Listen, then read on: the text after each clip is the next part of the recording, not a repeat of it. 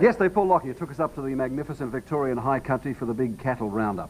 So after a night around the campfire, under the blazing stars of a southern sky, the stockmen are about to push their cattle down the mountain. And we'll finally find out whether Paul can actually pluck up the courage to mount a horse. Any chance of that to actually ride? Let me just say that after this story, all this will be behind us. You'll never denigrate my riding skills again. Because I promise. yesterday I'm calling you a mountain man, our own Midday mountain man, and we never saw you on a horse.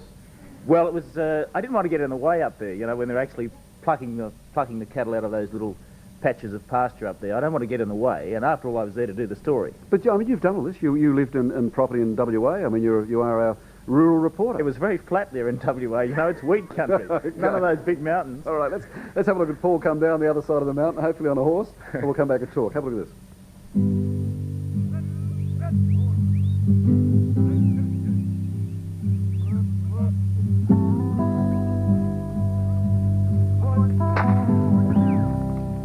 Since early summer, these cattle have been grazing in the high country, feeding on the natural pastures up here away from the baking lowlands with their meagre pickings.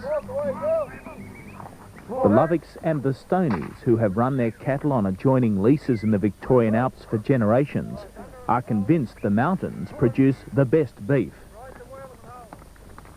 Charlie Lovick reckons the high country brings out a touch of arrogant class in his cows. I suppose it breeds bone and muscle, but the low country can't ever hope to breed. Every year the cow goes back with a heifer calf.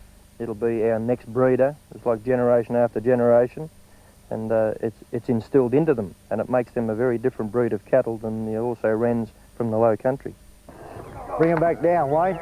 But the Lovicks might be doing this muster alone next year. The Stonies, who are having the size of their high country lease and herd reduced under the new grazing restrictions, say it probably won't be worth going on.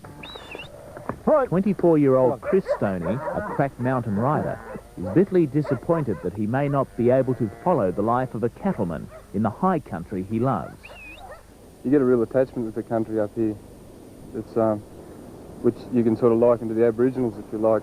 It might sound silly, but the land and the country is so strong.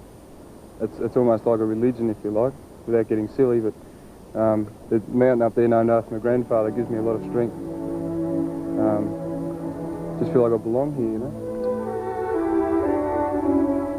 The cattlemen say that they can take you to spectacular spots that few outsiders have ever seen.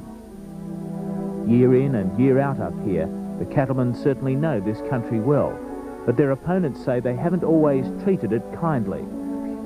It's the damage their cattle have supposedly done to the high country that has brought the grazing restrictions. The Stonies, one of 11 families affected by the measures, believe they're being victimised by conservationists and others who have now discovered this beautiful part of Australia. Everything up here, people up here change it, ski resorts change it, vehicles change it, tourists change it, people walking through change it, bushwalkers change it. And cattle change it. And cattle change it, but that's not necessarily degradation. The key is good management. And we think cattle should be managed well, which they are now. People should be managed well, and there's room for everybody.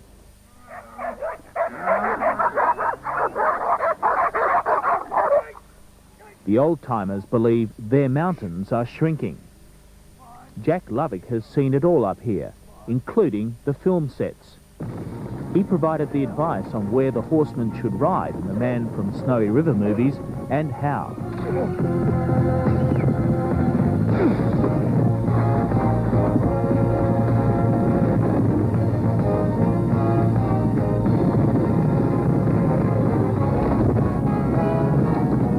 Now, how long do you think it'd take me to learn to ride properly up here in the high country? Half a day. Half a day? Half a day and I'll have you riding well.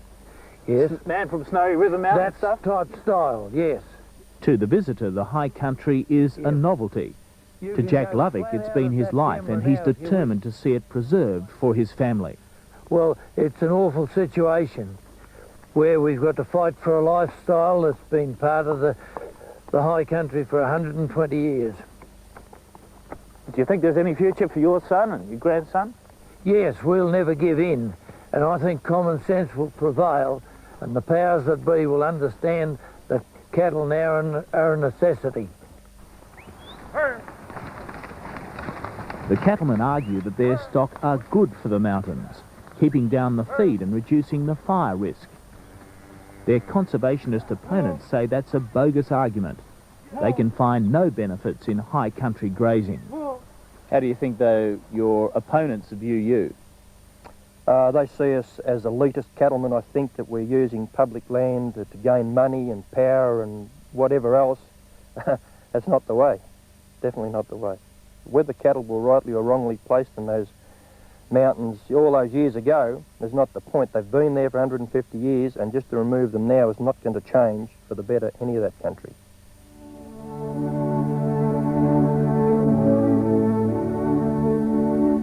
As the cattle are worked down the valleys to the flats at the end of the autumn muster, the cattlemen have left the high country to the grip of winter. After the spring thaw, the Lovicks will be pushing their cattle up to the fresh pasture again. Graham Stoney says his cows might have the final say in the dispute over their grazing rights. The interesting thing about it is that we may not have to fight it because cows can't read. What does that mean? They can't read Well, the no entry signs? They can't read management plans and they can't read no entry signs, and they just may end up back there anyway. It's a funny thing, that. It looks like the long battle for control of the high country has some distance still to run.